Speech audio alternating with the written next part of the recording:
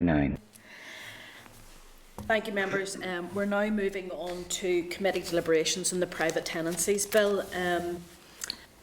The departmental response to queries from the meeting on the 21st of December is at page 3 of your tabled papers. The departmental response to queries on Schedule 2 and a proposed committee amendment clause 2A is on page 18 of your tabled papers, and the previous departmental responses start at page 131. David Pawley, Conrad Murphy and Karen Barr from the department are in attendance. Do we have, if we could bring all the guys into the spotlight, please. Members, are you in agreement to proceed?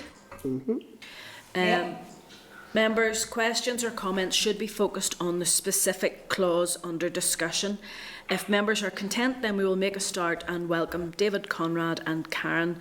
And we'll start with page 3 of the tabled papers. As discussed in the meeting on the 21st of December, the Department had considered an amendment to the bill to take a duty to consult on choice of methods of payments for tenants and, if necessary, after consultation, to make regulations. A draft of an amendment which would introduce this new clause 11A to the bill is attached at Annex A. The Department has discussed with the Committee the requirement to make amendments to Schedule 2 of the bill and has previously forwarded a draft amendment and an explanation of what each part of the amendment would affect. Included at Annex B is a draft of what the revised Schedule 2 would look like if these amendments were made. A list of all the proposed departmental amendments to date are attached at Annex C. The Committee has already had sight of most of these, but some minor adjustments have been made over the holiday period to further refine them. Any changes made have been for clarification of the original policy. David, would you be able to address the response dated 7th of January first, and then we can ask members for their views? Okay, of course. Thank you very much, Chair. Can I firstly introduce my colleague Conrad? Conrad and Eilish job share, and this is Eilish's non-working day, so Conrad's coming in to help me and Karen today. I wish you that you didn't work on this day, Conrad. You'll notice that he didn't. Eilish has been very good about coming in on non-working days to try and keep some continuity, but she can't make it today. So, Chair, as you said, we've sent over 2 letters since we last talked to you. We sent over one on the 21st of December and the 7th of January. And attached to those was various things. Some of them you asked for, and some of them we included just to be helpful and to help the committee finalise their deliberations. So there's a breakdown of Schedule 2 in there.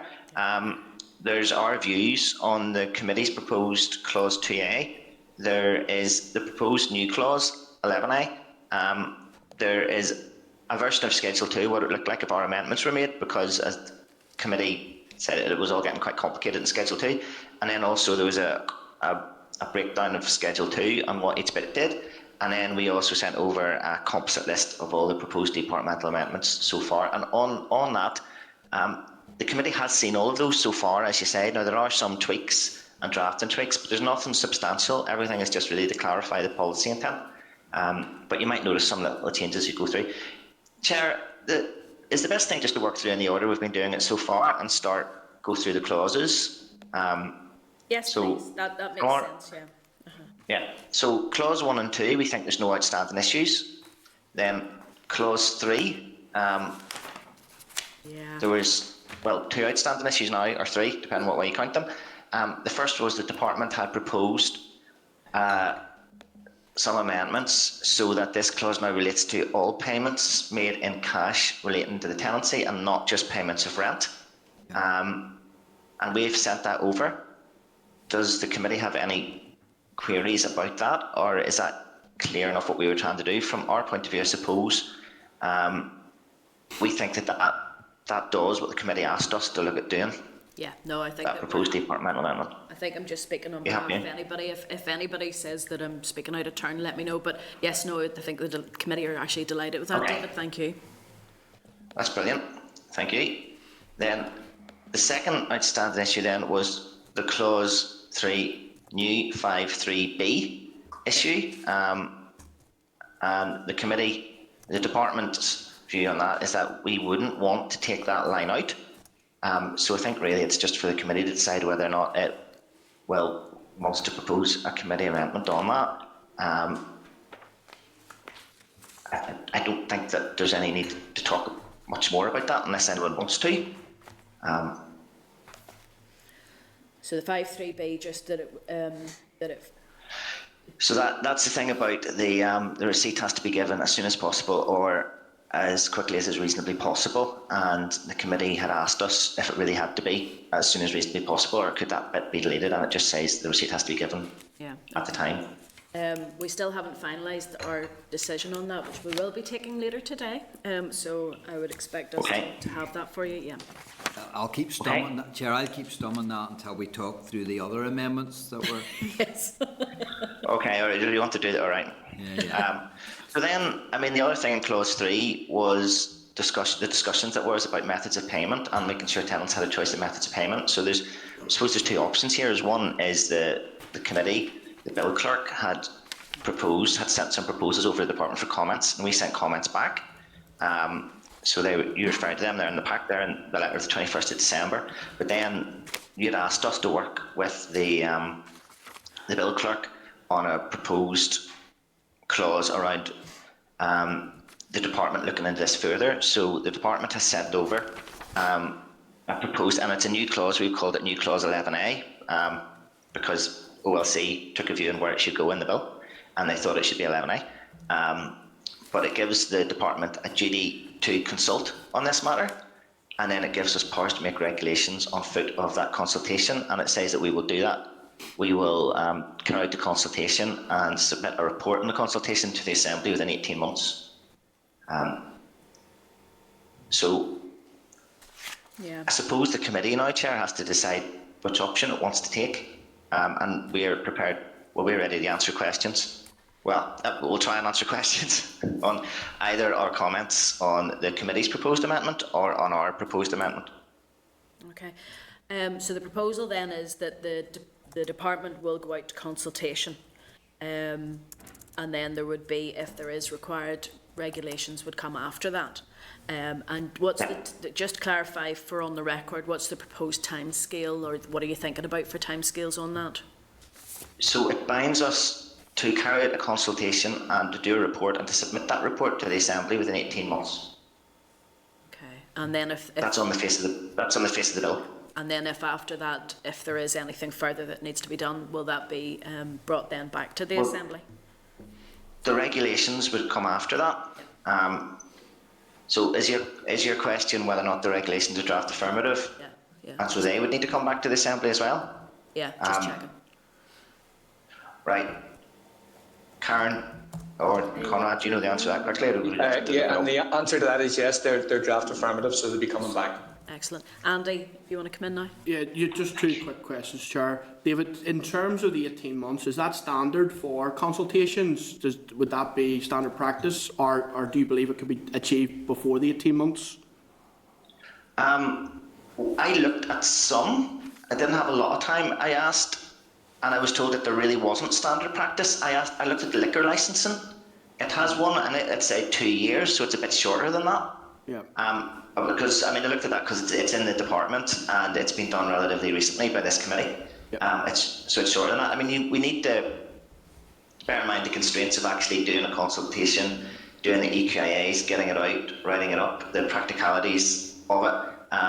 Events can always intervene, and also the team. As you know, as we talked through this bill, we're going to be doing regulations on energy efficiency at the same time. We're going to be doing regulations on the Clause 1 and stuff. We're going to be doing regulations on the fire safety things in Schedule 3. I may have forgotten a set of regulations that we're doing at the same time, and then we've also got the Phase 2, so we want to start working on letting aids regulation and things like that too. So we would have been concerned about trying to rush it through whenever those other important things are happening at the same time. But I think my sense was that 18 months was about normal. Okay, and have you worked in the detail as to how long the consultation would be? Would it be a 12-week consultation or less? Well, there would be no need to do, as you know, 12 weeks is standard, unless you want to make it longer if you're running over Christmas or a holiday period or over the summer. The only reason you would do it shorter if you were trying to rush it. So I think we would do a full 12-week consultation, or possibly slightly longer. It maybe should be slightly longer. I mean, the position at the minute is we're doing quite a lot of short consultations all at the same time. It's really very difficult for our stakeholders, and that is because we're trying to get things through between a pandemic and the end of the mandate, and I don't think that's fair on anybody, to be honest. I mean, some of our housing stakeholders are simultaneously trying to do 4 or 5 things. Okay, and not asking you to be preemptive, but if after the consultation it was deemed that regs were going to be taken forward, generally how long does it take the department to do something like that? It obviously depends on how complex they are. So it depends what we chose to do. With this one, there are a few issues that we've flagged need looked at, but that's not to say that they'll require complex regulations to work around. It might involve that we look at them and they sort of melt away, or that some of them melt away. Some of those more complex constitutional type issues that we just haven't had time to look at the minute.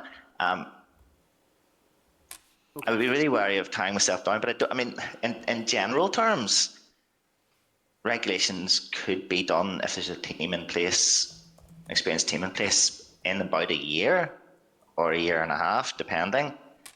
It's not 4 or 5 years worth of work. So we're looking at the 18 I would be worried about saying we can rush them through in 6 months or something like that. You do have to take your time over them and do them properly. Okay, so potentially we're looking at 18 months period for the department to run the consultation exercise, etc. report, and then if there were the minded to do something, potentially another year the other side of that. Yeah. Okay. Okay, Thanks, sir. Go on ahead, Paul. Yeah, just on the wording of the new 11A amendment, David. First of all, can I thank you for the actual work in drawing up an amendment. You have been reactive to us as a committee with regards to what we're trying to do around giving as much choice and options for both tenant and landlord.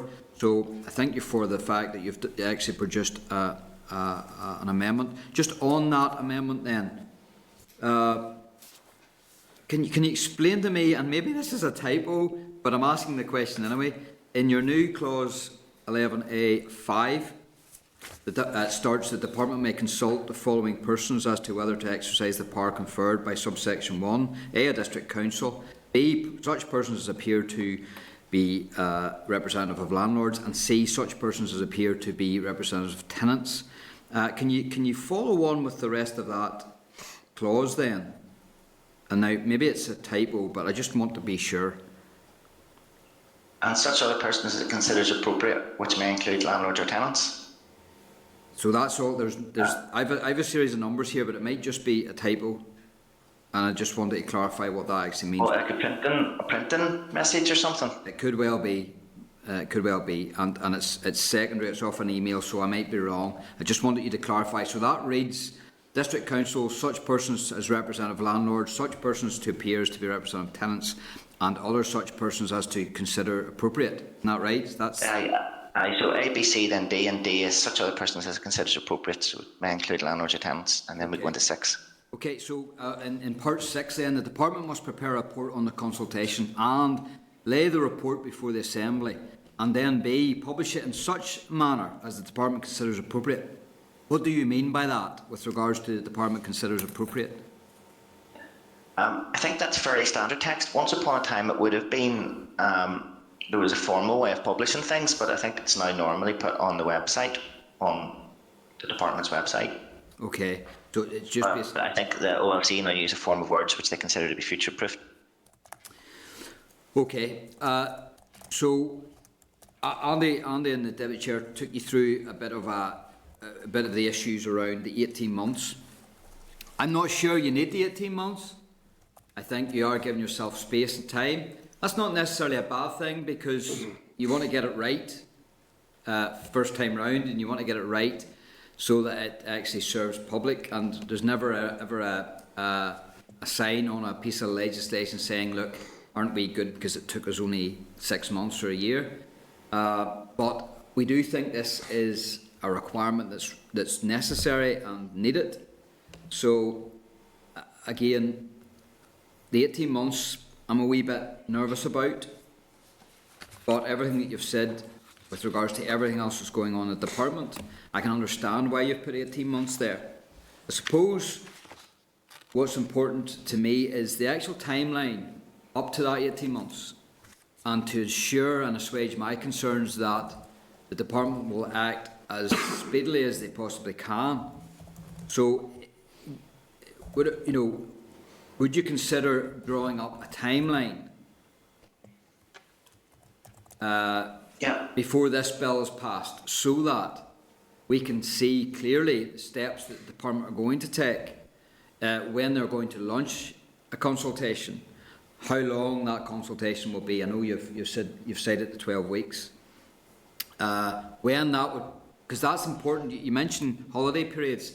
It's important that the committee would know when you plan to launch that consultation, over what period, and then that's important as towards regards to time duration of the consultation. Like if you do a 12-week consultation over the months of July and August, it's completely different compared to doing it in September and October, or May and June. So I think we need a wee bit more from you guys as to your intent leading up to the 18 months. And if I we could provide that. If I had that, it would be more. It would assuage some of my concerns around the 18th months, to be honest with you. And then, whilst I do not want to preempt any consultation, would you consider that, and again, when you do the consultation, it doesn't necessarily mean that you need to legislate. So bearing that in mind, you still have to make a decision after a consultation to legislate or not to legislate. So whilst I don't want to preempt anything, and I'm not saying that the consultation might come back and say you don't need to do anything more. I would doubt that. I think this is important. But is there a way that you could put something on the face of the bill that commits a minister and the department to make a decision on whether you need to do legislation after the consultation? And should that be then referenced in time duration?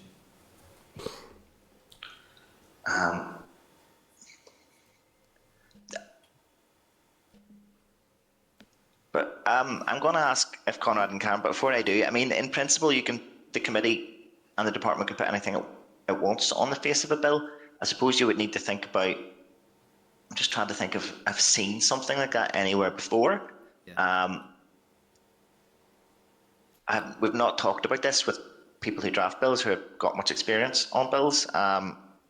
Yeah, no, and I get that, and I'm I mean, you've got to imagine what the effect of it would be. You know, we've said that we're going to do a report and bring it to the Assembly, so but it's you could say that report has a clear recommendation about future steps in it or something like that.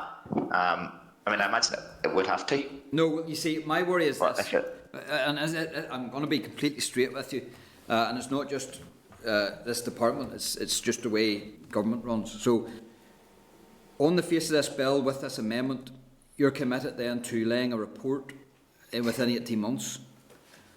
That report could have very clear recommendations from a consultation that says... I could sit and not be acted on. That says you need to do something. The department needs to do something here in legislation.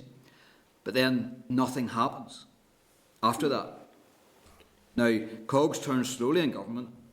So suppose it's me trying to make sure that the cogs are well greased, so that it gets... So what I don't want is a consultation conducted, a report laid which demonstrates clear commitments and direction, and then nothing happens. Now, what I don't want to do is preempt the consultation. So I'm wondering, is there a form of words that can be put in the face of the bill that would actually commit the department to doing something if it's required? And how you would know that is through the consultation and the report that you just laid.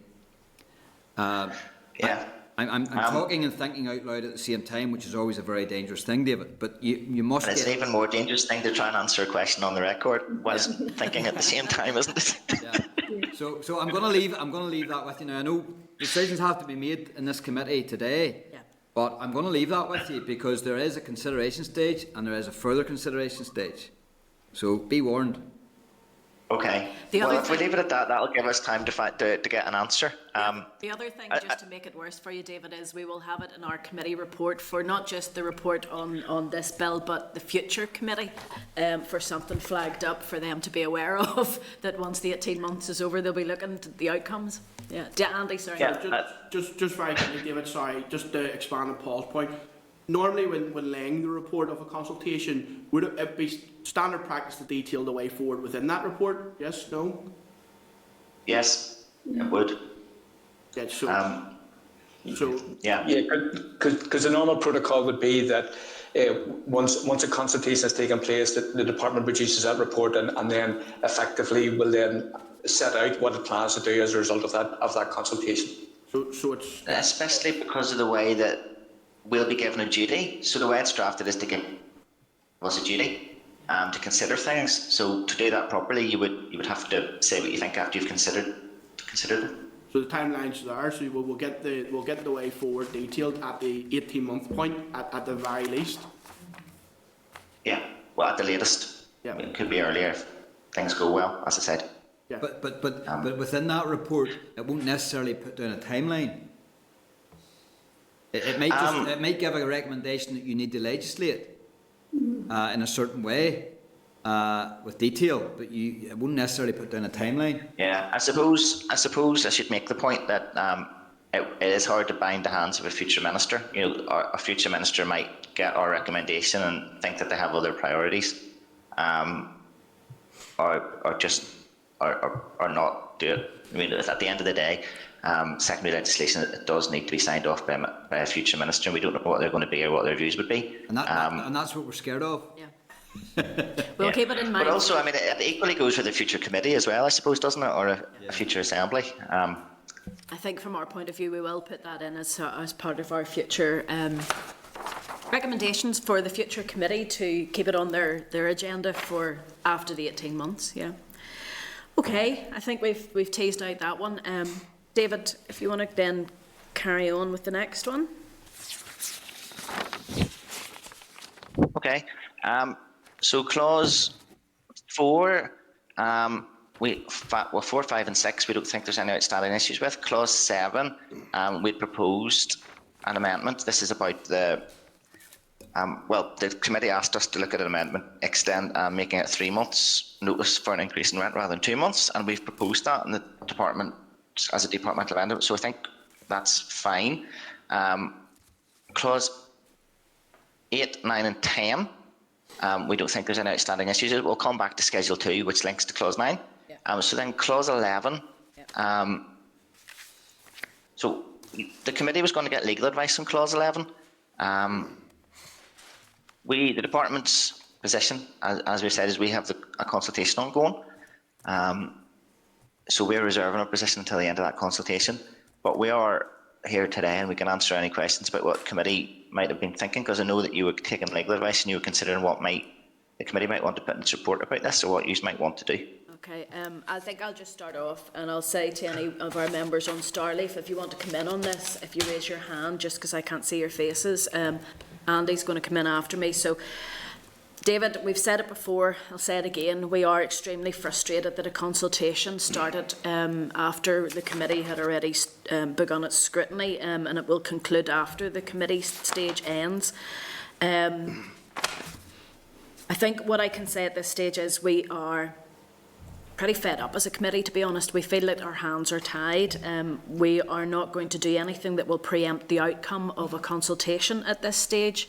The committee respects consultations and knows the value of getting public input. However, we don't feel that the department has respected this committee's position in the role that we have as scrutiny. But we will be ensuring that the future committee takes account of this. We do have a few questions. If you could give us an idea at the moment, for instance, of how many submissions that the department has received so far, how have you promoted the consultation, and when officially on record, I would like to find out, will this consultation be available, published in advance of consideration stage? And if not, would it not be better to hold back consideration stage? But I'll let you answer those and then I'll bring in Andy. Okay. Karen, but before you give some more details, I'm hoping Karen knows more details than I do about the actual day-to-day work in the consultation. I know there's some events planned for this week. I think it would obviously make sense for it to be published before the consideration stage when we're not in control of when consideration stage starts. But from our point of view, I think that would be really sensible. Karen, do you want to update the committee on the consultation? So I don't know the number of people who have sent in. Sorry, there's 3 have come in separately in the Word document. I know there's 3, but I don't know how many have come in through the electronic way. But I can find that out for the next session. I can go and find that out. And yeah, it's due to end the 25th, and then it'll just be as quickly as we can get the report written up, which we will be aiming to obviously do as quick as we possibly can. Okay. Karen, maybe Chair, if I... Sorry, Chair, maybe I could add to that, because you've asked about its promotion. So we have obviously published it on the departmental website, and we also wrote to all of our normal list of consultees to make them aware. And I think, as David was just going to say, we have 2 consultation events planned for tomorrow. One early tomorrow morning and one tomorrow evening to try and capture people who aren't about during the normal kind of 9 to 5 working day, if you like, which will clearly give us significant information in terms of how the consultation questions are being viewed. Okay. Can I just ask you, just for on the record, when did the department decide to go to consultation on the notice to quit? I think we should write to you with an exact date on that, Chair, rather than me trying to remember, given that this is on the record. Okay, if we could have it, yes, in writing. It's just that the committee is aware that it was suggested at a conference and it was muted in informal discussions, but it's just the fact that the committee didn't know anything about this until well into our scrutiny period. So we would like to get clarification on when the department made the decision to go to consultation, please, if we can get that in writing so we have it on record. Andy, I'll let you come in at this stage. Thanks, Chair. David, you'll be very aware, obviously, the committee has taken a keen interest in the interaction of homelessness legislation around the notice to quit and those areas. I think specifically Section 3.6 of the Northern Ireland Housing Order 1988. Are you able to give us any more detail of any work that the department has undertaken around reviewing the point in which a person can be considered by the Northern Ireland Housing Executive as homeless? Yeah, it's part of our business plan this year. So another one of my teams is the private tenancies team. Another one of my teams is the homelessness team. As part of their business plan is to review the homelessness legislation this year and make recommendations as to what could change in it. That work's ongoing. One of the issues that's been raised is whether or not 28 days really gives the housing executive enough time to help people, or why that has to be 28 days. The housing executive, I have discussed it with the housing executive. They say that they obviously provide advice and support, and it doesn't matter how long it is until the end of the tenancy. It doesn't have to be 28 days. 28 days actually relates to when you can be considered to be homeless. But there, Housing Options Service should be able to help and support people before that. They are open to the idea in the initial discussion that it would make sense. It would make sense to make that period a bit longer to allow, the definition. It's a threat of homelessness. It's a definition of a threat of homelessness, and it's when their homelessness point can come in, and that support can be taken into account. So it might be useful if the committee has time right at the end of your session for an update on that with the homelessness team. No, that'd be very helpful. Yeah, I do know you're very busy. I know we are very busy, but we also have a report coming out of this consideration that we're having for this legislation, and we can also put it onto the forward work programme. Go on ahead, Andy. Sorry, yeah, sure. Just finishing on that, David, and it as no surprise to you. Timeline.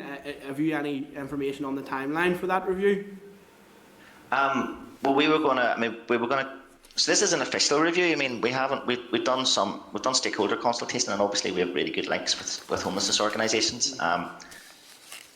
What used to be the Council for the Homeless and have now changed their name, and I've forgotten their new name, and other people like that. So we have had discussions, and we have close links with other departments who are involved in this. But I mean, this is an initial scope of what might change. More formal proposals. Some of these would be primary legislation, so you would need more formal proposals.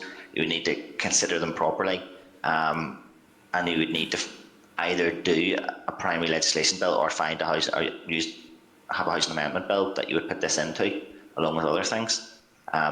So it would take a while. I mean, I'm not going to pretend this. The 28 days one in particular, some of them might be more easy changed, but 28 days, and that is on the face of primary legislation and would need to be changed by amendment to that bill. So it wouldn't happen quickly. Yeah, no worries. Cheers, David. I think if the next, well, we're not going to preempt what's going to happen with the programme for government, but I think cross-party support is there for a housing outcome, and one of those housing outcome outputs that we would like to see is reduction in homelessness. So it would be something certainly that would be for consideration for that team, David, going forward. Paul, I'm just checking here. Did you want to come in anything about? Just escaped my mind. We were going to ask a question about. Tiers. Tiers. Yeah. Very well. Yes. So just, and again, we're talking about bill, but we're also talking about consultation. And I'll just echo the Deputy Chair's sentiments there with regards. This is not ideal. It's nearly as if the department has been feeling its way in the dark around this stuff. And really, the department should know its mind before it puts any text onto blue pages. So that in itself just says to me that this isn't the way to do business, and this is not the way to do legislation.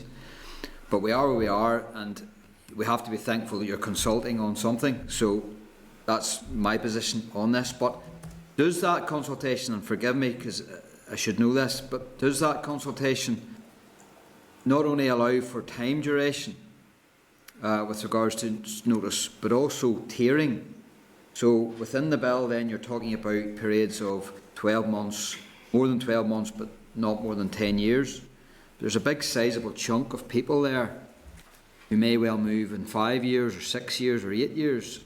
So does it also afford the opportunity to amend and change that thinking within the department? It asks separate questions on each of the 3 time periods. And correct me if I'm wrong here, Karen, doesn't it ask if the first one should be 12 months? Yeah, it talks about the under 12 months. There's the under 12 months one, there's the over 12 months and less than 10 years, and the over 10 years.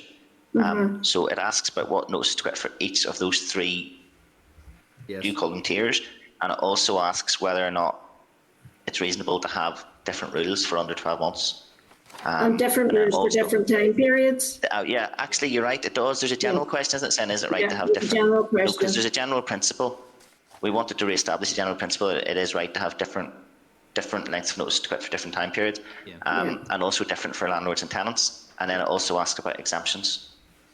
Yeah, so that's the important piece for me, because there is a balance here. There is a balance between tenant and landlord. And that's why I feel it important to make sure that we get that balance right. And in thinking that through, I'm not sure that big large chunk of period of more than 12 months but less than 10 years is an adequate duration of time to allow that balance to take place. So I suppose what I'm asking is there concern within the department that we haven't got this right with regards to this big lump of duration, and it might be that you're considering smaller time periods? Because if I was going to amend this, that's what I would be looking towards. It's the time duration as much as important as the actual notice to quit or notice to move. Yeah, I suppose. I mean, this is an amendment bill. So we were basing it on what was already in the legislation, and the legislation already has those 3 different tiers, and you call them tiers. Yeah. But at the minute, they're 1 to 5 years, 5 to 10 years, and 10 years and over. So what we've actually done in the amendment bill is suggested moving one of those lines downwards to 12 months, moving the 5-year line downward, and keeping the basic structure, rather than anything more radical than that. But I suppose it is reasonably complex as it is anyway.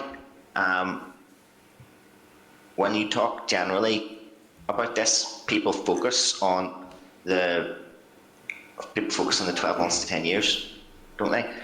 Because that is most tenancies. There are a few longer ones, and then anything shorter would tend to be your notice to quit is given during your first day. You know, the day at the end of the first year contract. Yeah. Unless it's decided to be extended. So there already are, if you think, there already are quite a lot of different ones, and it could get confusing if it was more subtle than that. But I think the other thing is that there is the general question: do you agree that notices to quit should vary depending on length of tenancy? And it gives a comments box there for everybody to state. And even though we've asked specifically around the length of notice for shorter term tenancies, and then 12 months to 10 years. We've asked what they think. There's boxes there for people to put in their view, so there is a chance that we'll be able to gather that through the through the actual consultation. Okay, I'm happy to leave it there. Okay. You Chair. Yeah, the only thing that we just finally on that is the consideration stage. So we're now with the consultation. The committee does feel like our hands are tied with this one because we don't want to preempt what the outcome of that consultation will be. Consultation will come out when it comes out. The consideration stage is another matter. We know that we've weeks left at the end of this mandate. Are we absolutely certain that the consideration stage will happen after the consultation is reported upon?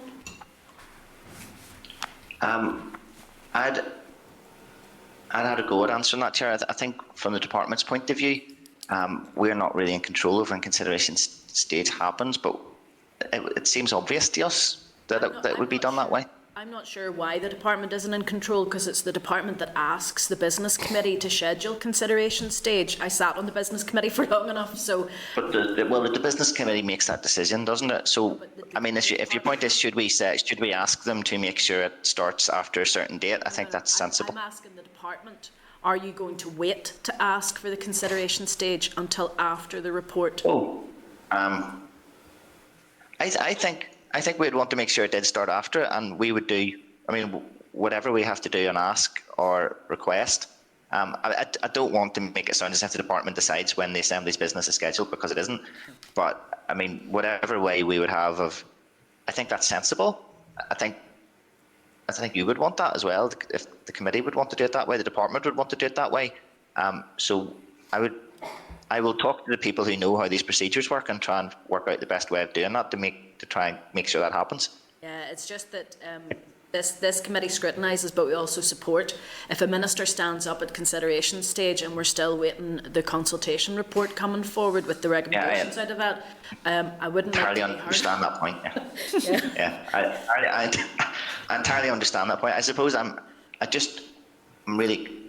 be really cautious about making it sound as if the department tells the Assembly when it does its business, because it definitely doesn't do that. I mean, you know that point. Yeah. But I mean, if your question is, do we agree with you that it should be after the consultation report is published? Yes, absolutely, we agree with you. The only thing that I'm worried about is because we don't know when that consultation report is coming out, if there actually will be any time left in this mandate to get your consideration, further consideration and final stage. Because we do know, as you know, at the end of a mandate, there's a whole range of legislation coming forward, and I'm just worried that this may all fall if it doesn't get through by the end of March. But we're very focused on getting it through by the end of March as well. Okay. And our preliminary discussions with the people who organise these things are that we're hopeful that the Assembly would have time to consider it and get it through. Well, we hope so too, after doing all this work on it, because otherwise it's nearly like a start again. I'm with you on that one, don't worry. Absolutely. David, carry on then. We've got past then clause 11. Anything else there? So 12, 13 and 14, we we don't think there's any outstanding issues. I wanted to raise really quickly one point on clause 13. Okay. Some of you are probably aware, well, you're probably all aware that the coronavirus emergency legislation lasts until the 4th of May. Yeah. And it has made changes to notices to quit. Yep. It is possible that if this gets passed by the Assembly, that it might get royal assent ever so slightly before the 4th of May. It would be a matter of days, which would mean that the notice to quit might change around quite quickly over a few days' time. And so we've asked OLC if there's anything we can do for the notice to quit bits to delay their commencement until after the end of the emergency period, if it happens to get royal assent before that. Did I explain that clearly? Yeah, you did. Yeah. No, I think Yeah. to be honest, rather than confusing the issue for people, I know that I would certainly see that as a sensible approach. Yeah. So, the 5th of May. Is that election day or polling day? I think. Well, it's not very far away, is it? We'll change. We might see that. But it would seem daft to have different rules for just a couple of days. So we would be proposing, and we'd be proposing to keep the coronavirus notices to quit as to the end of, well, for the full 2 years, Okay. and then start after that. Paul, go on ahead. Yeah, and you make me very nervous when you start to talk about coronavirus regulations with emergency powers. Whilst I see this one as being a sensible one, I can't say that for most of them. What happens if they extend? They can't extend anymore. They can only extend for 2 years, and they've been extended for 2 years. Primary They have to. It has to. They will stop So on the 4th of May. May is the concrete end? Right, Yeah. okay. Yeah. So it was emergency legislation, and we could extend it. It was for, actually, if you remember, at the start it was 12 weeks. Yeah. Because we thought it might be over by then. Tell me about it. But it's now been extended for. It was only ever going to. You could only ever use them for up to 2 years, and they've now.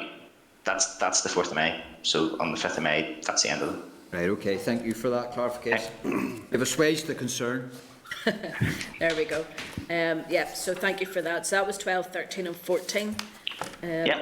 So Schedule 1, then, we don't think there's any outstanding issues. So Schedule 2, which is the new energy efficiency. Yep. Well, the power to make regulations, and the processes around that. So we sent over 2 things. We sent over sort of like you asked us for sort of line by line as to what each bit does, and we also sent over, and so sent that over before Christmas, Yep. and then we sent over also what it would look like with the changes made to it, just to help you, Yep. and well, to help ourselves as well. So I know that you talked about this earlier with the examiner statutory rules. And we're happy to answer any questions. The 2 documents, the text in them is, as I said, I mean, there's been some slight tweaks made to it over Christmas to try and clarify a few things. So, for example, one thing we clarified was that we changed the language slightly around, there was a bit around saying about where we said people landlords who own houses, and the word was changed to make it clear that it's anyone with an interest in a house. So that could involve, for example, a bank that had just repossessed a house.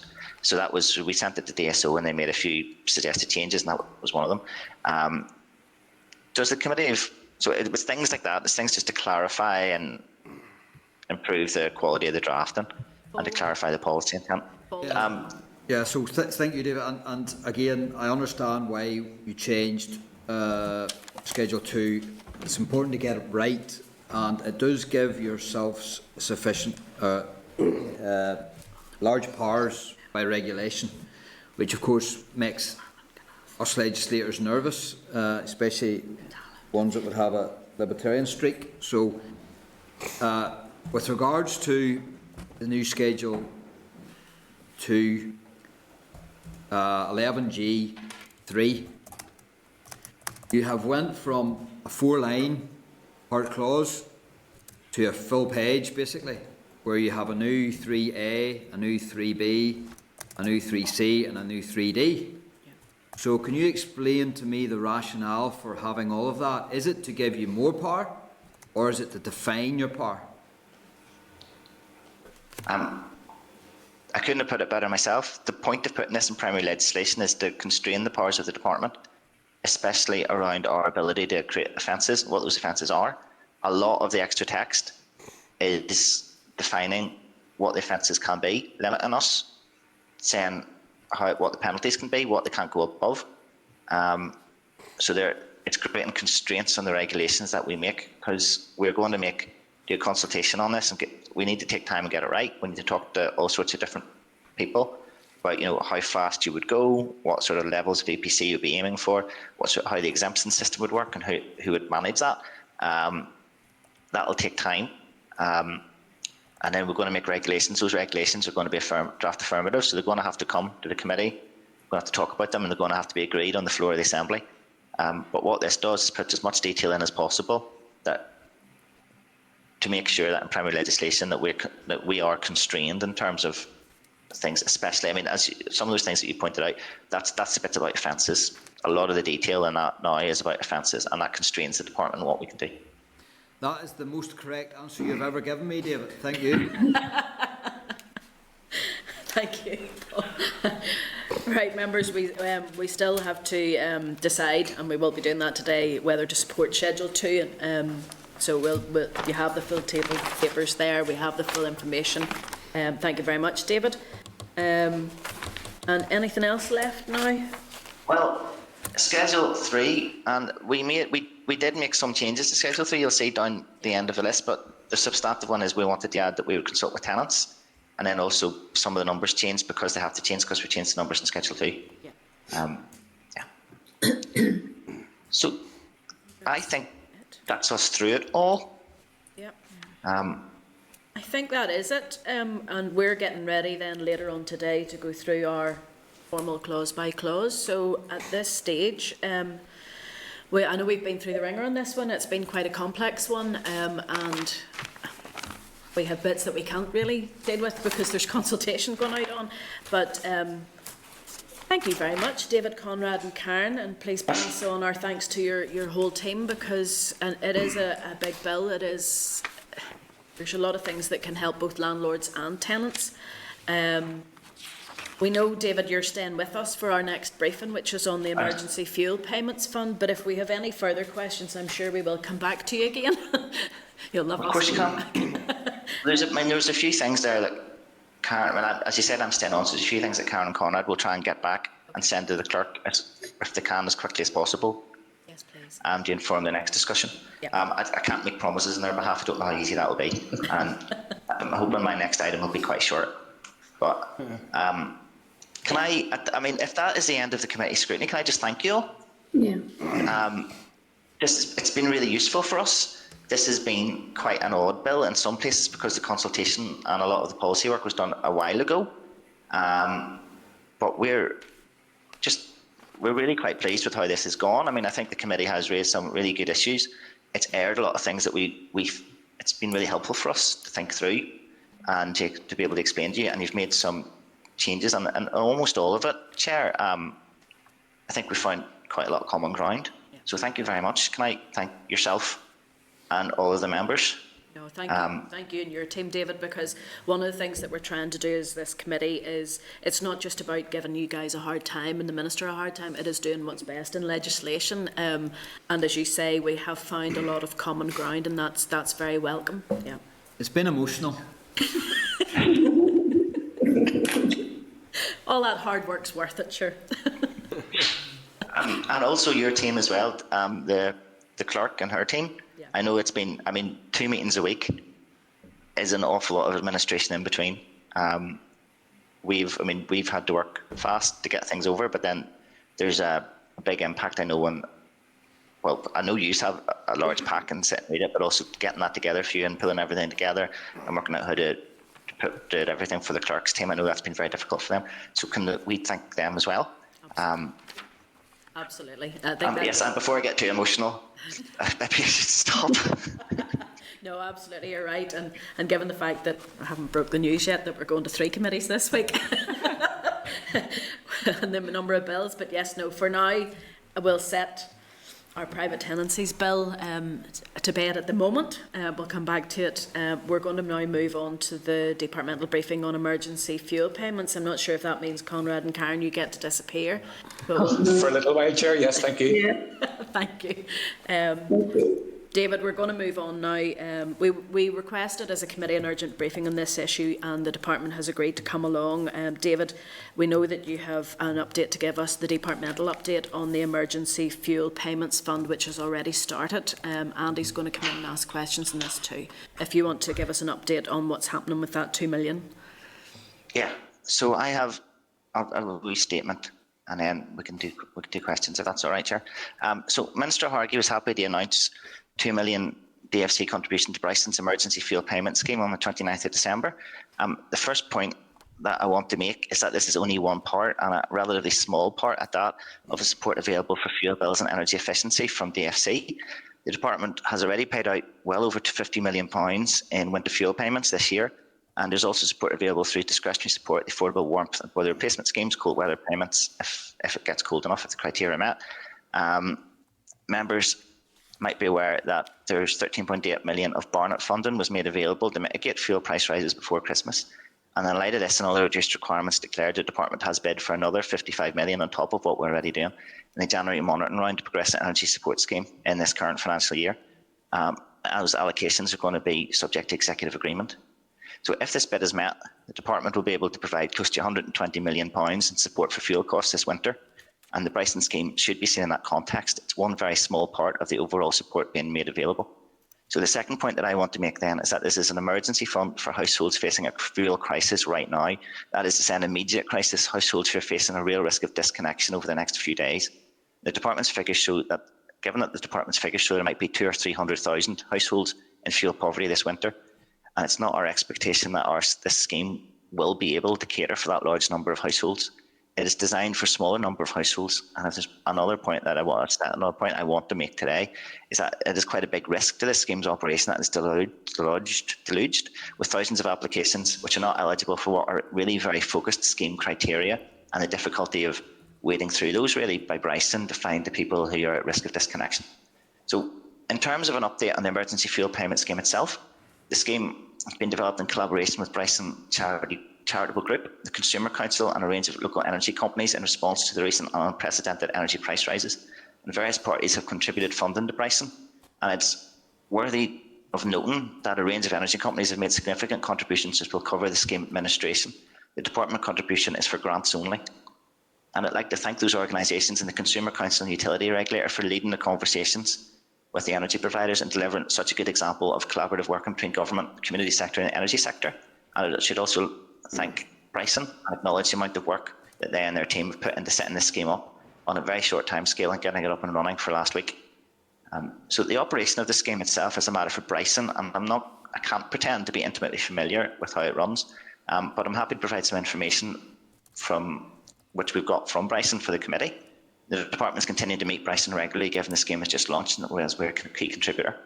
The scheme launched on the 6th of January and will run until the 31st of March. It's going to be operated by Bryson Care, which is an arm of Bryson Charitable Group. It's available via an online self-referral form. Details of eligibility criteria along with the application process are available via the Bryson Charitable Group website. Information on the scheme has been made available to energy suppliers, local government and advice organisations to enable signposting for support. You'll probably know then that it says on energy bills that if you have a problem paying your bill, you should contact the energy suppliers. So now they can refer on to Bryson. The aim of the scheme is to deliver targeted support for those in fuel crisis and who have a temporary inability to meet their fuel costs. It consists of a one-off emergency payment for either electricity, gas or oil, which will be available for each household eligible for the scheme. These are by way of a credit or energy accounts or fuel delivered. So there's no cash payments made to people or vouchers are not given. Credits are put on energy accounts, amounts or there's codes for gas top-up cards or oil will be delivered to your house. Initial eligibility is based on a household income threshold of 23,000, under 23,000. With some exemptions, this is aligned with the department's affordable warmth scheme criteria. Payment of £100 will be made direct to the energy supplier, so it doesn't go to the individuals who get the energy. This will enable the scheme to support around 20,000 households. By way of comparison, the Warm Well and Connected the crisis fund last year was about a third this size. It was around 700,000. The scheme's already given out energy to hundreds of people since it launched last week who are at risk of disconnection. Fuel given to them within days of their applications. So Bryson is content that the operational systems are working well and the scheme can continue to provide that support quickly to people who meet the criteria and who apply.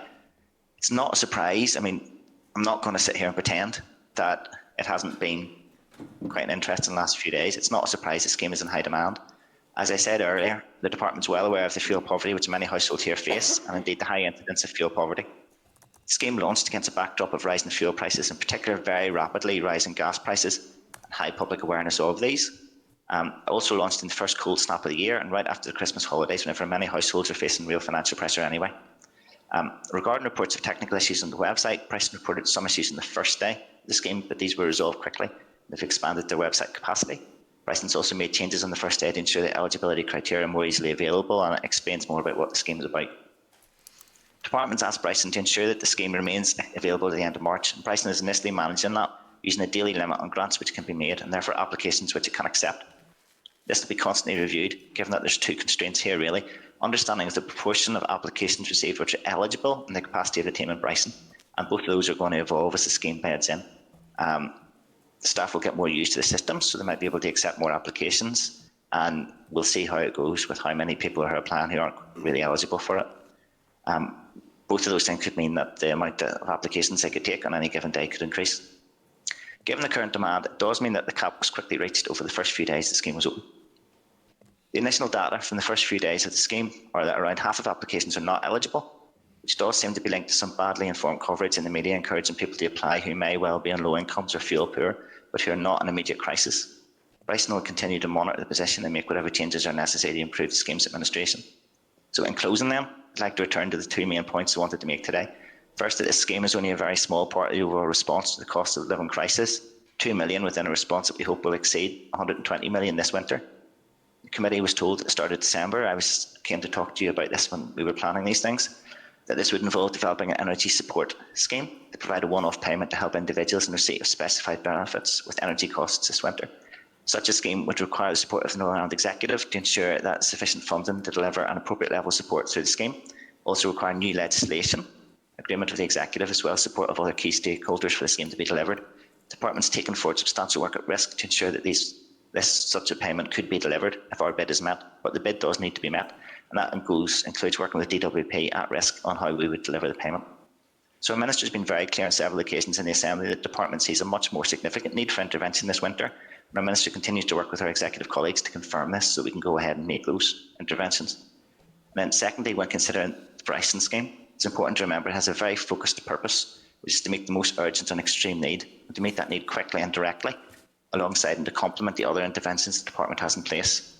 I suppose it's also worth reiterating it's only been open a few days, and I'm talking about a few days' experience. So I hope this update to the committee is useful. I'm happy to take any questions and I'll answer them as best that I can, but bearing in mind the Department doesn't operate the scheme and it has only been very recently opened and we only really have a few days operation. Thanks very much, David. I'm going to bring Andy and Mark Durkin in, but before we go to that, I just wanted to ask, I know you've said there that Bryson have moved the criteria on their website so it's easier to access. Can I ask why that criteria is not put on NI Direct? We will, you're right, we will have to, it would make sense to put it under NI Direct. Yeah, if we could have that would be very helpful. The other thing I was going to say is that the amount of people, I'm sure we all have had exactly the same, the amount of people who've come through to my office, concerned about the criteria and not realising that this is for risk of disconnection. I know it's called the Emergency Fuel Payment Scheme. I don't think it's actually clear enough for people that this really is for those who have no other recourse to funds and are at risk of disconnection. Is there anything else planned with Bryson or anybody else to clarify that message? Because this is what's causing a lot of the public concerns. I think that's. I think you put your finger on the nub of the issue. Hindsight is brilliant from my point of view, I suppose. There's definitely messages that we could have got better last week. I suppose it's hindsight only after a few days, isn't it? But yes, I mean, we had a discussion yesterday with Bryson about that. That was the main thing that we were talking about, is how we can clarify that. And to go back to your first point about NI Direct, I mean, if I put it on the NI Direct and it's sat beside other things that people are eligible for or entitled to, then we'd have to be very careful about that again. So we'd have to think about how we did that to make it clear that this is a crisis fund. Funds similar to this in other places. So the one in Scotland is called the Fuel Bank, and its messaging is more in and around. Now that is the name of an organisation that runs it. So I mean, we wouldn't just be able to copy exactly to copy its language, but it's more like a food bank. You know, it sort of describes itself in terms of this is an emergency fund. This is a thing that you go to bridge to longer term solutions to your fuel poverty. Not an entitlement that everyone can apply for or is expected to. So I think this is possibly a more rambling answer than I wanted to give, but I think I agree with you. No, that's fine. Andy and Mark. So Andy first. Thanks, Chair. David, as you'll know, obviously I've been in frequent communication with the department on this, and thank you to yourself and Connor for the responses. I don't believe that this scheme is fit for purpose. I do appreciate it is one response in the context of a wider response from the department, but there are a number of anomalies for me. For example, the restriction of the payment to one commodity. So I suppose expand on that, and rather than going through each step by step, who set the eligibility criteria? Was that both the department and Bryson, or was it just one or the other? It's Bryson's scheme, and Bryson came to us with a proposal. I mean, but it is fair to say that Bryson were working with the Consumer Council before that, and what a proposal might be if the Consumer Council had commissioned some research on a fuel bank type scheme for like an emergency support crisis fund in Northern Ireland, what it might look like. There'd been some research done about examples and what was in place in other places. So it came out of those conversations. Okay. But yes, I mean, you're right. It's focused on three fuel types. There was a discussion at one point that it might be easier. I mean, there's a suggestion at one point in the conversation that it might be easier just to do electricity because everyone uses electricity. But it was decided that it should be gas, electricity, and oil. But I mean, the design of the scheme also, administratively, Bryson, those three things, Bryson has ways of administering them and had used them before. There's cooperation with the gas and electricity companies. I mean, they are not only contributing to this, they're also cooperating in terms of the administration of it. So Bryson works with them to credit accounts.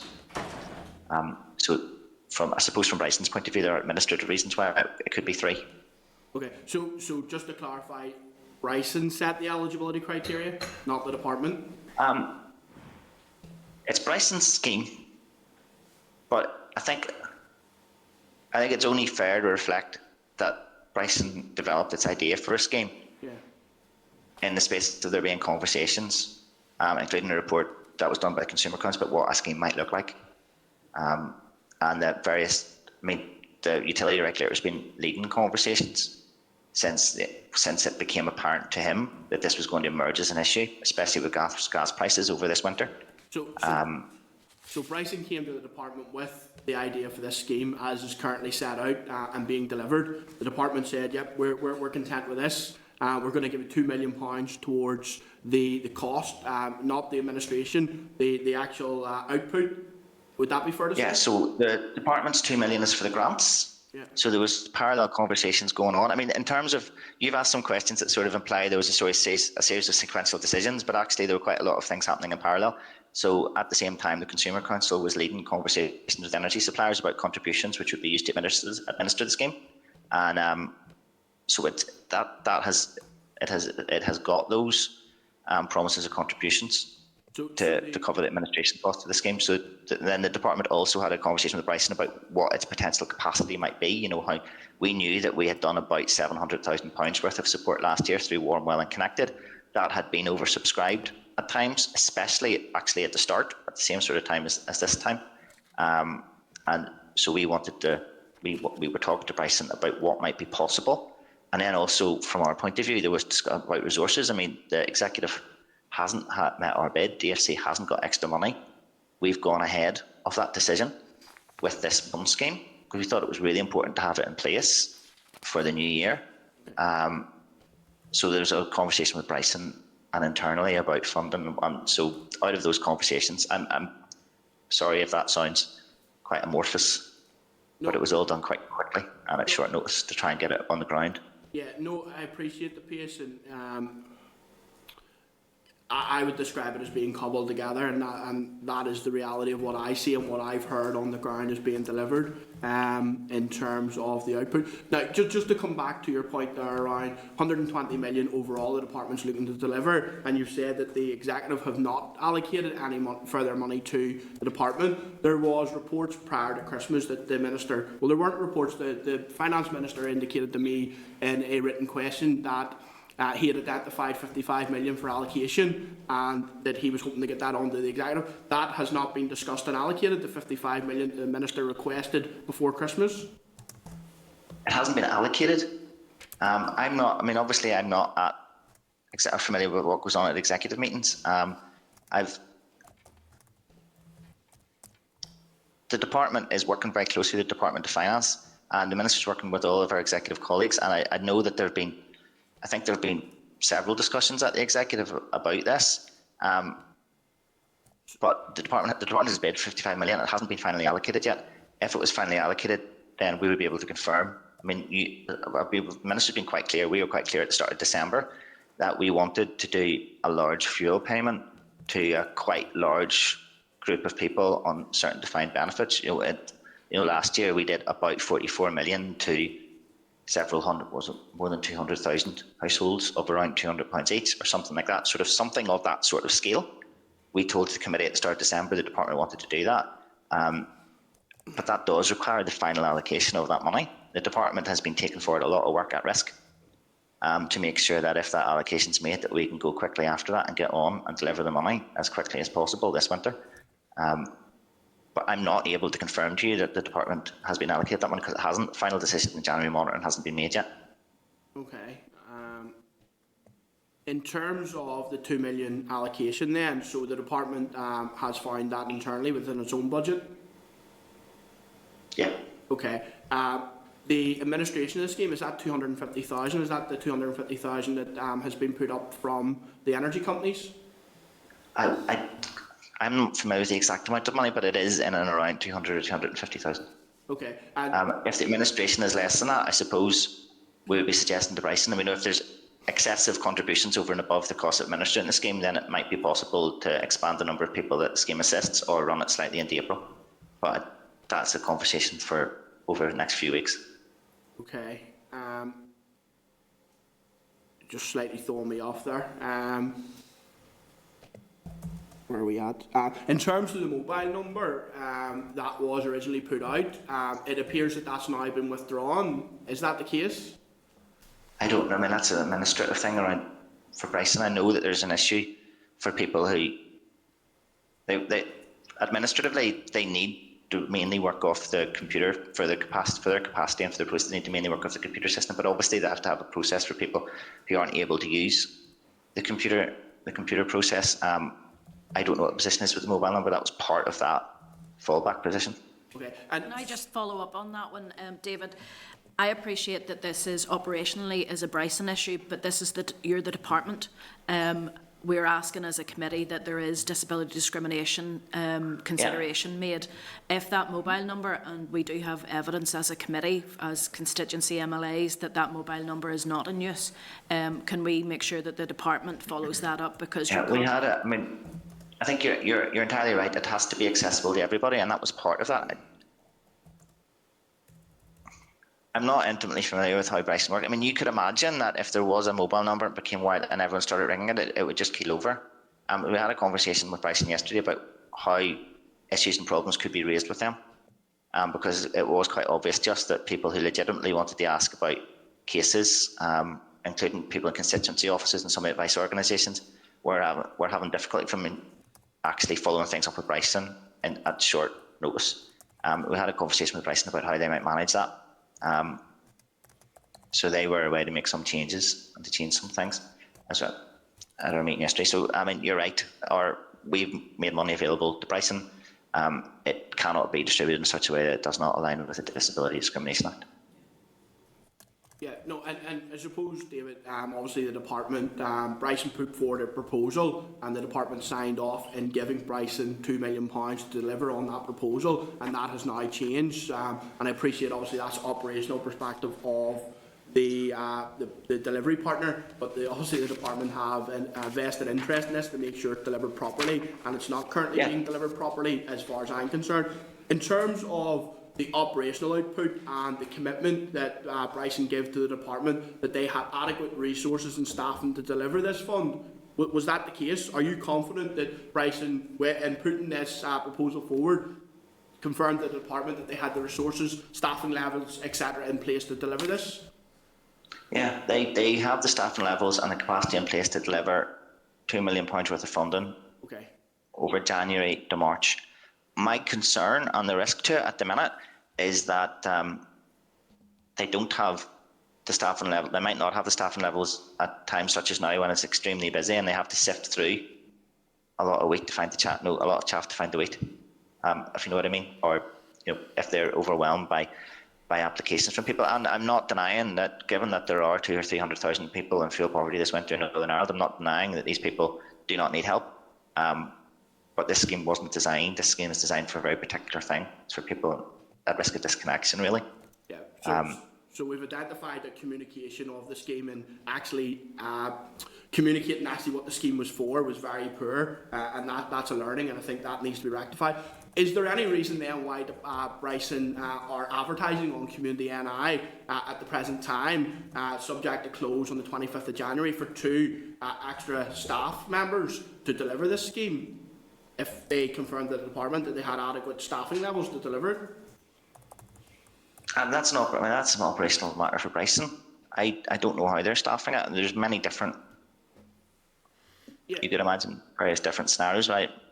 Not familiar with if they've staffed it, if they've transferred people in from other sections temporarily or something like that. This is or how they've managed to do it. Sorry to come across you, David, but this is a scheme being delivered for the department. The department has put £2 million in, and I know the department were given alternative proposals by other stakeholders within the sector. The department ultimately decided to go with the proposal that was put forward by Bryson. You had confirmed to me that Bryson had given assurances to the department that they had adequate staffing levels. I'm advising you now that clearly Bryson are advertising for staff, which appears to me to be to deliver this scheme, which would indicate to me that perhaps they didn't, or they underestimated the delivery of this programme, which causes me significant concern that the department did not do due diligence in the delivery of this scheme, in which they invested £2 million for some of the most vulnerable households right across our society. Yeah, so I mean, Bryson made that assurance just, but as I said, the assurance that they made just was that they could deliver £2 million over 3 months. We've had an update meeting with them, and they were able to give us information on the first day of applications. And on that day of applications, they accepted a number of applications that they had said that they planned to accept. They had processed them, and they had made the fuel payments into hundreds of people's accounts, or made arrangements to give the fuel to hundreds of people, as they'd agreed to do with us. Could you confirm for us, David? Exactly how they're staffing. I'm really sorry, remember, I don't know where they get their staff, how they operate their staff, how they recruit their staff, what decisions they've made around these things. Can I just ask David for clarification? We know that the application is open for a set number of hours, or until a limit is reached. Can you give the committee an idea of how many a day Bryson have planned to meet? Because just by a quick calculation, we have 79 days left from today until the 31st of March. That's 57 working days. Now, the scheme's already been open for a while. It's somewhere between 300 and 350 per day to get to 20,000 households. So in that sort of arrangement with Bryson, how many per day have they said that they can? I mean, if you take the amount and divide it by the number of days, it's about 330. 330. The payments that they can make. But what they are currently trying to get experience of and trying to understand is how many applications would result in about 330 payments. So over the first few days, they're beginning to get information about that. And obviously, if only 1 and 2 meets the eligibility criteria, then they could take more. And then that does go to, they've committed that they will do that many over that period of time. It has been cold. It is right after Christmas. There were clearly some people waiting for this. The experience of Warm, Well and Connected was that as it got warmer, and also as last year there was a big COVID payment made, and so there seemed to be less applications at the end of the 3-month period. So that's not, I mean, it's not part of our agreement that it'll be flat rated every day. That is on the first few days an operational decision about how they can manage it to make sure that they could, as their team started on the first day with a new system, only after a few days training, that was what they felt they could accept that day. It's not our expectation well, it's not cast in stone. It's not our expectation that would stay that way. Okay, sorry, Andy, for cutting across you there. No, Chair. And whilst we've been in the meeting, thankfully I've got a response from Bryson, who've come back and they've offered me a meeting to obviously engage with them on this. What they've outlined to me is that they're aiming to process 333 applications per day, but they're looking at how they can increase that. And they've also advised that they received 1,026 applications in the first 3 days of the scheme, and they processed 310, which obviously might be helpful for members in the department. But I'm concerned about that because if they're going to process 330 odd per day, and 1 and 2 may actually be able to meet the criteria, then that's coming nowhere near the 20,000. That would be, upwards of 150 actually getting the payments. So they'd actually they'd need to be processed. They can process more. Yeah. They need to be processing upwards of 600-700 per day. But we're finding that the scheme closes off very quickly. And I appreciate it's early days, but we have a lot of very vulnerable people out there. Andy, sorry, carry on. No, sure, I'll leave it at that. I don't want to obviously hog it. I know other members want to come in, but there are a number of issues I feel the Department and Bryson need to work on to address in regard to this scheme. Okay, I'll bring in Mark Durkin at this stage. Thanks, Chair, and thanks to David for that presentation.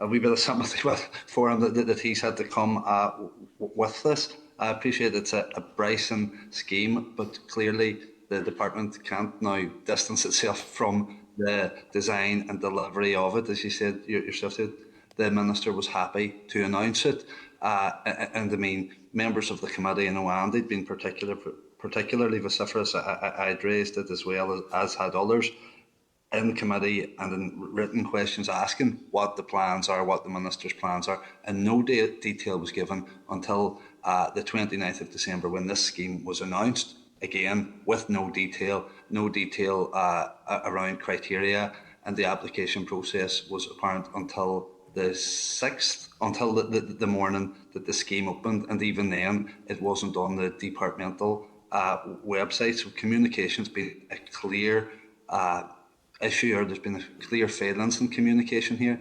You'd say, as David, hindsight's great, but I know we as a committee, the department or the Minister doesn't need us to approve everything that they or she does. But I mean, clearly, we as committee members, anyone could see the flaws in the design of the scheme and the issues that there were going to be with delivery.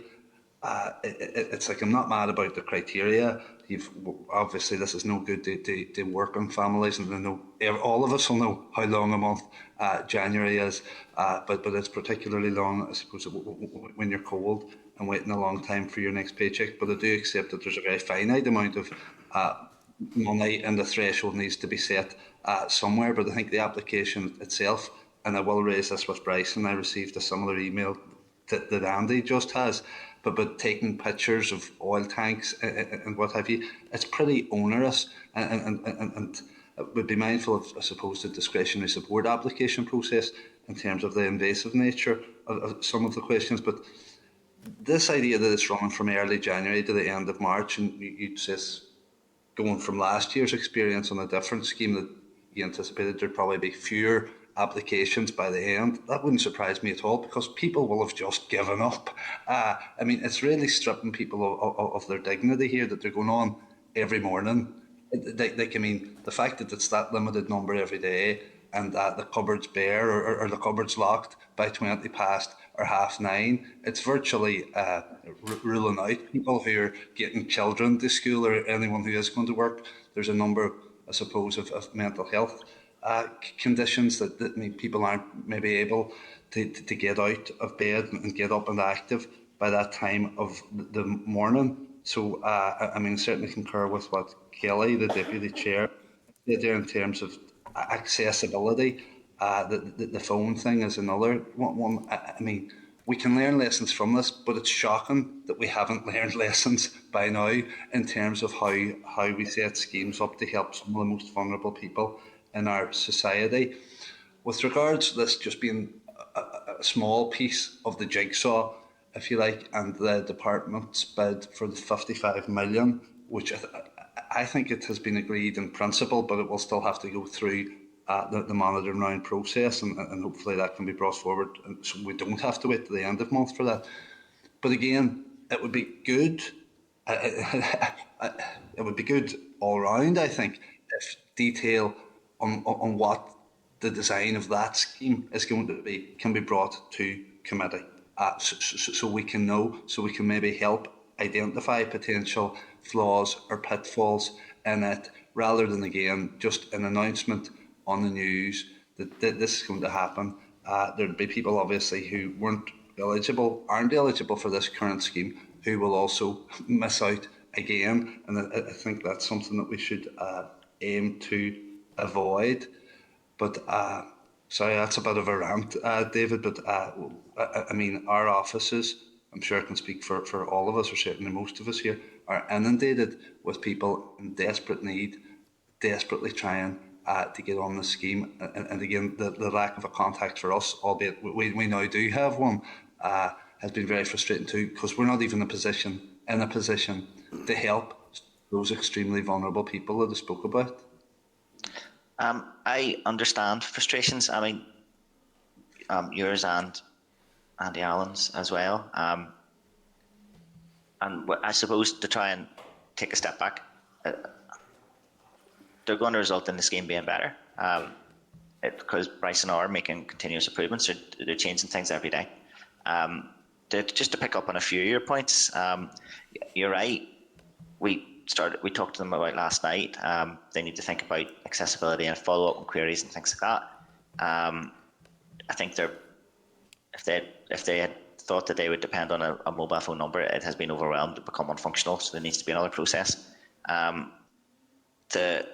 The scheme design is not that it. I mean, it's not deliberate that it's only open for a short period in the morning. The reason that there's a daily cap is because last year in Warmwell and Connected there was a weekly cap, and at times it was overwhelmed and completely oversubscribed in the first hour of Monday morning, and then you couldn't apply until the next week. So Bryson thought, well, if we do the online form, then we have a daily cap, then at least it's available every day, and that's better than what the position was last year. It's not our intention that it's like that. It should be available every day for somebody who is at risk of disconnection. And quite how we work out how we do that, I don't think there's a straightforward answer to that bit of it yet. Part of it, to go back to the chair's first point, is that if they can give over about 330-ish grants every day, they can take more applications. That might help a bit, but it's not going to stretch it out to be available to lunchtime, given the number of people applying at the minute. I would be happy to say to my colleagues on the energy payment that as soon as it's confirmed that they can, there's a few steps first, but they could come and talk to the committee. I can ask them to come and talk to the committee as quickly as possible. There's issues around confirming the practicalities of doing it, and there's obviously the main issue is the confirmation of the budget, the final confirmation of the budget. But I mean, you'll probably know the process for these things involves the Financial Assistance Act, which is done by TAO through the executive. So there's some processes around that need to be done as well to get it all finalised. But I can get my colleagues on that to come and talk to the committee as quickly as possible about that scheme design, and once it's confirmed that it's going forward. And David, that's with a view to making the scheme as robust as possible. I'm not precious, or particularly upset about us as MLAs or committee members being kept in the dark. My concern is about people being kept in the cold. So I think more of us looking at this, the stronger it can be. Gareth Kelly was with me at the start of December, so he did outline to the committee that you talked about dignity, and I entirely take those points. The intention for that and the winter fuel payment is which has already gone out, is that those payments are made automatically to people. They don't have to apply to them. They just go into their bank accounts. And the department feels that is a better way of that is the way that the larger interventions should be done, the main interventions across broad sections of society. Because to go back, I mean, just at risk of labouring the point, the department is the housing executive figures that does the research about the portion of households in fuel poverty. There's already a reckoner, which I have difficulty working out how to use, but I mean, it would imply that there's 200,000 or 300,000 households in fuel poverty. This was meant to be a safety net for people at risk of disconnection, on the basis that such things exist in other places. Yeah, can I ask David, just as a follow-up then, can I ask if people are then being refused by Bryson, are they being referred back to benefits, for instance, discretionary support to apply for funding if they're not able to meet the criteria?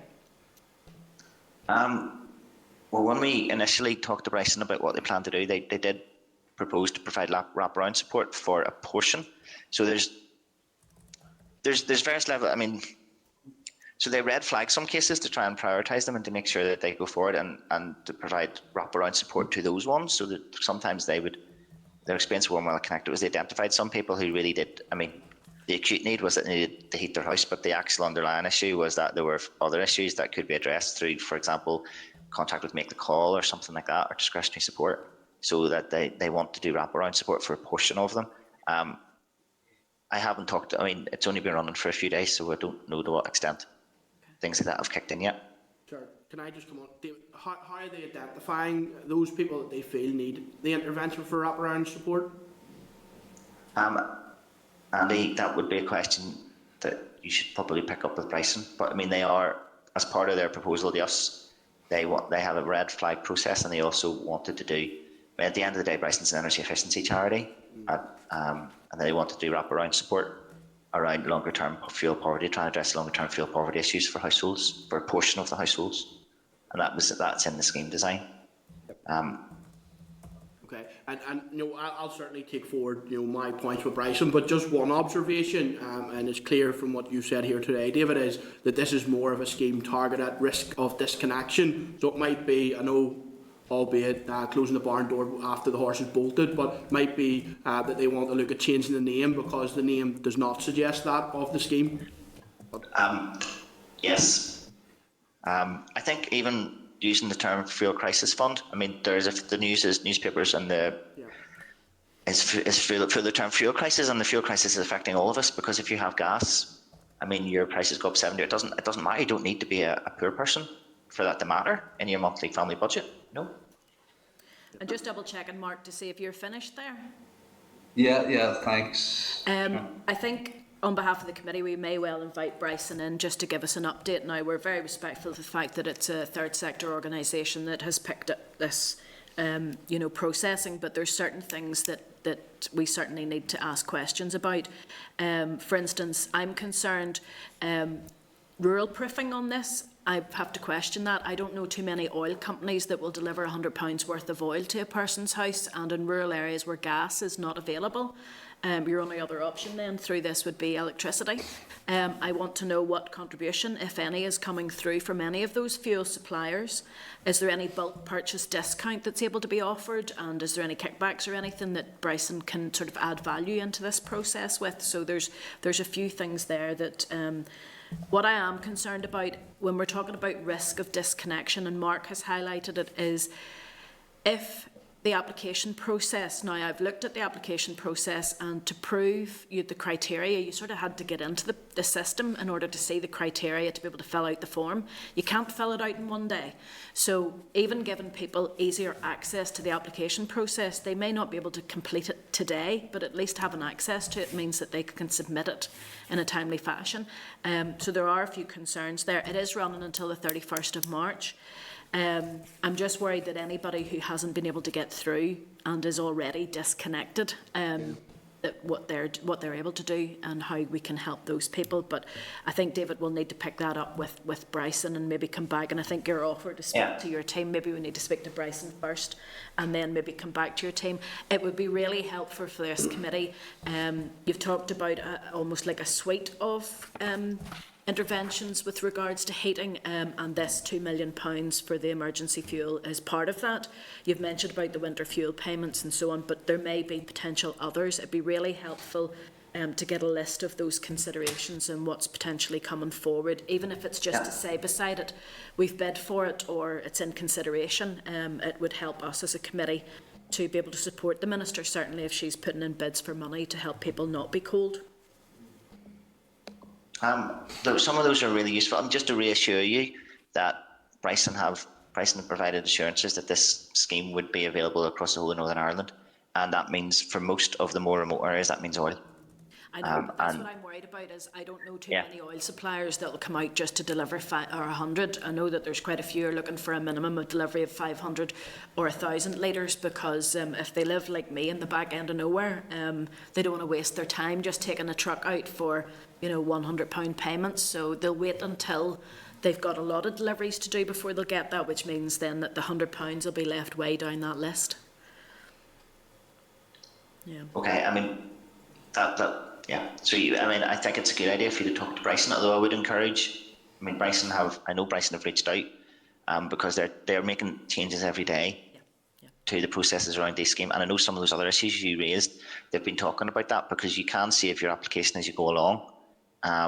So I think they want to check that it's basically, they told us yesterday they were away to check and to run some tests to basically make it possible for what you've just said there, that people can start their application, get all the information and documentation in place and do that at any point during the day, whether or not the quota has been reached that morning already. I think it's just about being open with people. If you say to someone you'll get your application form and you're going to have 2 days to fill it out or 3 days to fill it out or whatever it may be, it just means that people know that this is not going to be an immediate, for some it might well be a very easy thing for them to gather the information, but it won't be an immediate payment today, but it will come within a period of time.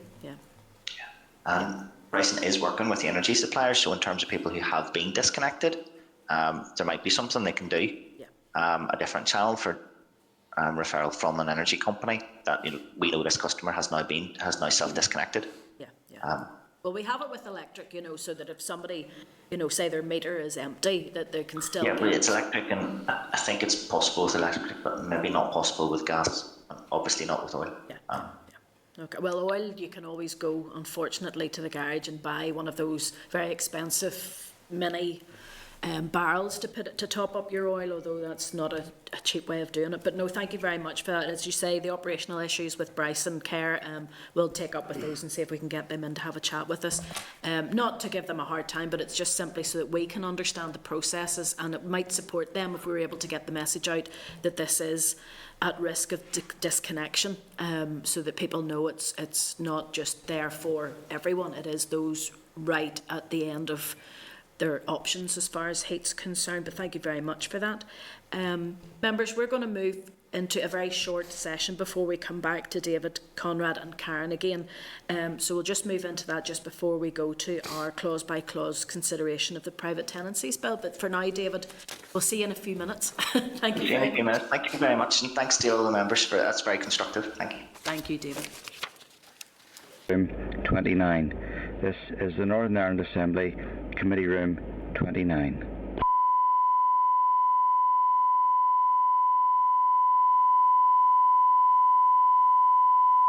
This is the Northern Ireland Assembly, Committee Room 29. This is the Northern Ireland Assembly, Committee Room 29.